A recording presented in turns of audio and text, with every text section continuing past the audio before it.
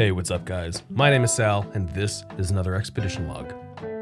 Today we're making our way back up north from New Orleans, and our first stop is in Mississippi. As always, I hope you're all well out there, keeping safe and having a good time all the time, especially on this chilly Valentine's Day. Also, there's just a fraction of my viewers that are actually subscribed to me. So if you like my content, I kindly ask that you consider subscribing and ringing the bell for notifications. While I'm a sucker for massive and overwhelmingly large empty malls, we've come to know the humble suburban gray ghosts in my series, and the place we're visiting today is no exception. As of the 2020 tax year, the building we'll be seeing today itself has been valued at just over $27,000, but it still sees shoppers roaming its concourses, and each new owner has stubbornly avoided giving this place the redevelopment it desperately needs. So today I'd like you all to come take a walk with me through the quaint and ailing Natchez Mall. But first, a word from our sponsor. A couple vintage TV spots you locals might recognize, featuring TV and radio personality Rob J. Enjoy. Good times and good food are always cooking at Cock of the Walk restaurant on the reservoir. Our down-home cooking has kept them coming back for 14 years now. Cock of the Walk restaurant on the reservoir. Fun, food, and that unique atmosphere. It's every bit as good as you remember. Oh, we love you for watching Remote. Junior, why you put that camera down? You know, me was trying to get the camera furniture, you fooling around. Come on in here, boy. Let me show you the complete line of living room, bedroom, and dining room groups that they got in here. For this handsome 4-piece oak bedroom suit, only $3.99. Give you a free 3-piece black lacquer serving tray set. It's a fantastic furniture sale, only at Capital Furniture. And see, Junior, at Capital Furniture, you can take advantage of in-store financing where you won't have to deal with anybody else. Capital Furniture, 1718 Bale Avenue. Sir, you're going to have to come with me. Oh, help me, Junior, please, boy. Help me, boy. The government took me away home, boy. Welcome to the Natchez Mall. This mall was built in 1979 by the Natchez Mall Limited Partnership, which was the predecessor in interest to Gulf South Associates, formed by general partner AEW No. 54 Corporation based out of Boston, Massachusetts. The mall's construction cost roughly $7 million, and on May 2, 1979, the JCPenney had its grand opening ahead of the mall, accompanying the 4-screen Gulf Cinema, which itself had opened in 1977 and would later be acquired by United Artists and rebranded to a Regal Cinema. A few inline tenants would open alongside the Pennies in early May, but later that month on Memorial Day, which occurred on May 28th in 1979, McRae's would open as the second senior anchor, along with the rest of the mall to celebrate its grand dedication and ribbon-cutting ceremony. Whenever I produce these episodes, the research I do always forces me to descend into complete existential breakdowns. I can't help but imagine exactly what it would have been like to walk around this mall back in 1979. And from the looks of it, aesthetically, I think this might be pretty close. Sure, there's probably lighting upgrades, but overall, I think it's a pretty close representation what we're looking at of what the mall used to look like in 1979 because it never received an extensive renovation. As a matter of fact, the only renovation it got, as you'll hear in a second, was an addition in the parking lot. Back then, electronics were so much simpler, and the imagination was relied on far more than it is today.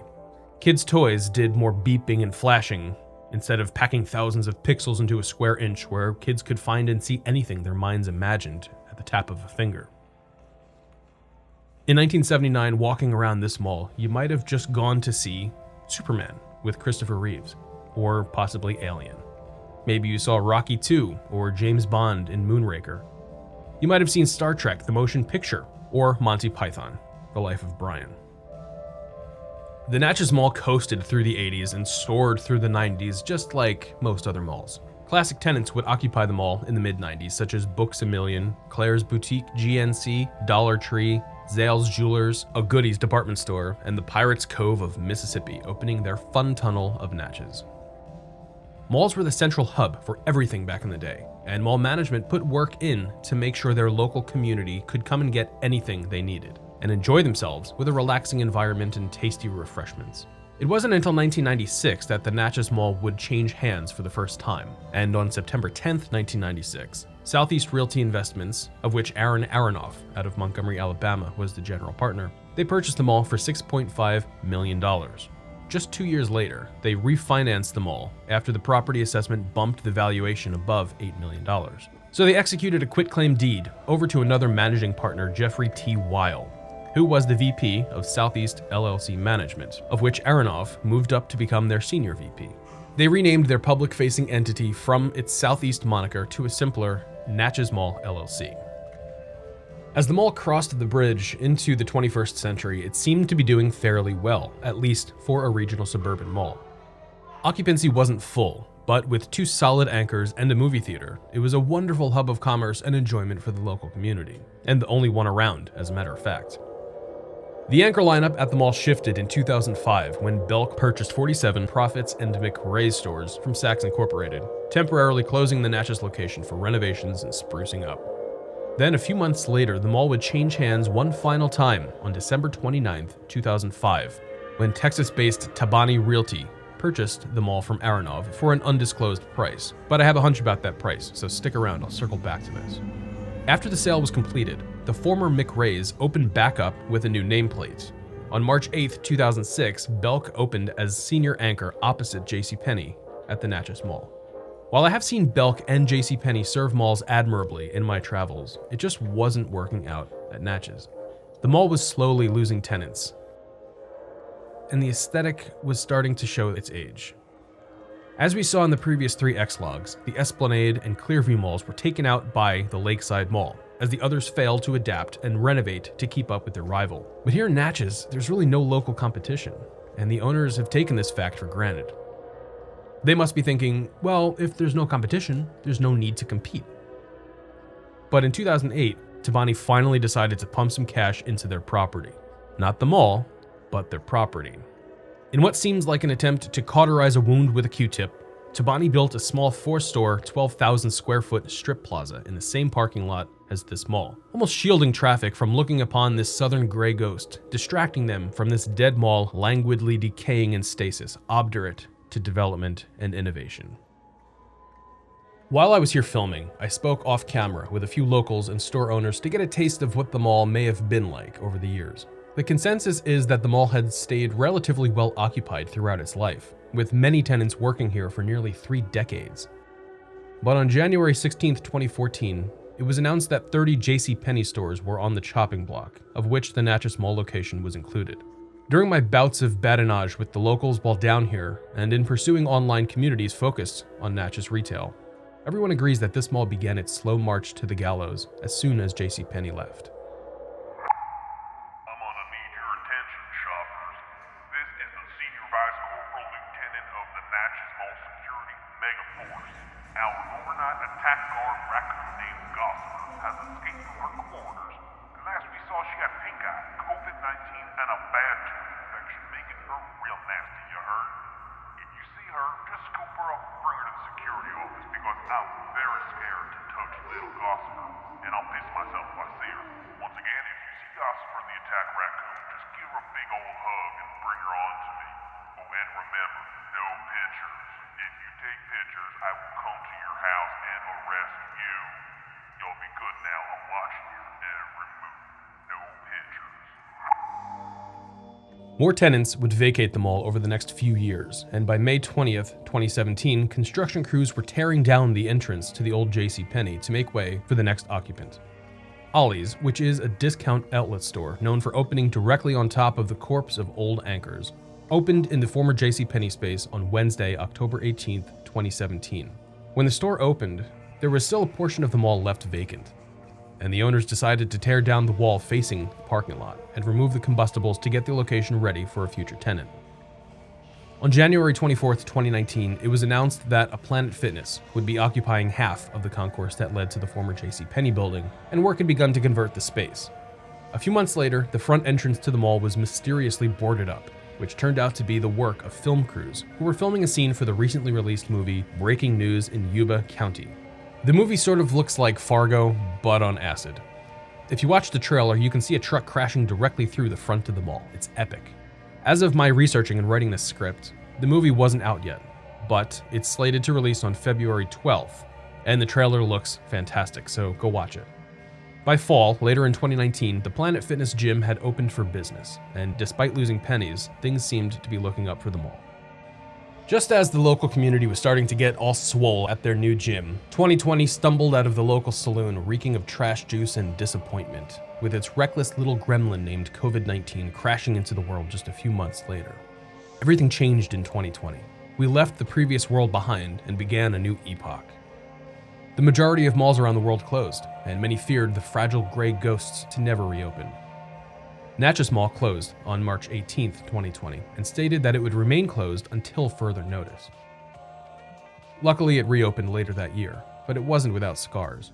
If you look at the property assessment for the 2020 tax year at this mall, it shows the cost of the mall at just over $7 million, dating all improvements back to 1978. You see the cost of the land at $1,223,170, bringing the total cost of the property at about $8.3 million. However, the 2020 assessment brought a valuation for the property to just $1,250,477. So if we take that valuation, subtract the land value, we're left with the whopping valuation for the mall at just over $27,000. And just to circle back like promised, to clean up some information from the beginning, this mall probably cost just over $7 million to build. But now, in 2021, maybe Tabani will let you take the building off their hands for less than the price of a modestly equipped new car. As I got deeper into the pursuit of archiving these places, there were so many that I just never got to see. And not being able to walk in those hallways myself left me with a sense of nostalgic curiosity for a place that I've never experienced. I've also struggled to define this complex feeling in less than a paragraph, but recently I've come across a new word that can lend itself to describing this feeling. The word is anemoia, recently coined by writer John Koenig. Quite simply, it means nostalgia for a time or a place you've never experienced. While the Portuguese word saudade exists to describe nostalgia for a familiar place or time that you can never experience again, anemoia more aptly describes what many of you might be feeling as you watch my series.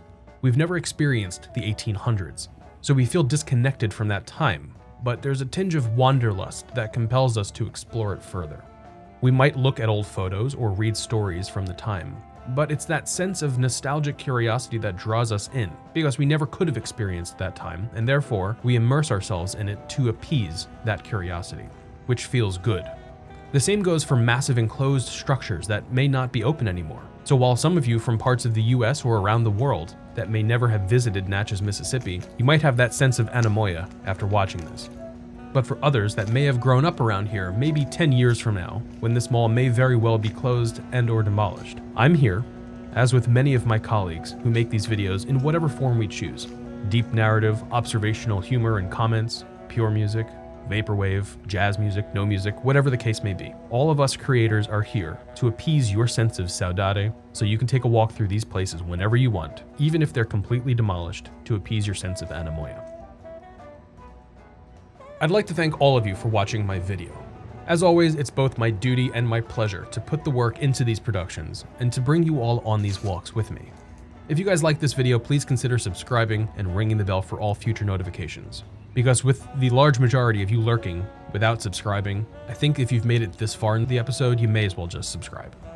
Thanks especially to my patrons and elite explorers who contribute directly to my expeditions. I have a ton of new content on the way, with some really special places coming up as we inch closer towards ExLog 100. Make sure to stay tuned to my social media on Twitter and Instagram for updates and behind-the-scenes content. You can find me there with my handle @SalvatoreAmadeo, along with a slowly increasing amount of content on my website, salvatoreamadeo.com. Also, make sure to join the DMod Discord server. It's free. All you got to do is click the link in my description and then download the app on your phone if you choose. You'll need to check in with the mod and just answer a couple of questions, and you're on your way to having a good time all the time with the rambunctious crew at DMod. Come join us so you can chat with me and everyone else. Keep an eye out for ExLog 82, which should drop in a couple of weeks. Until then, stay safe out there, take care, and have a fantastic Valentine's Day.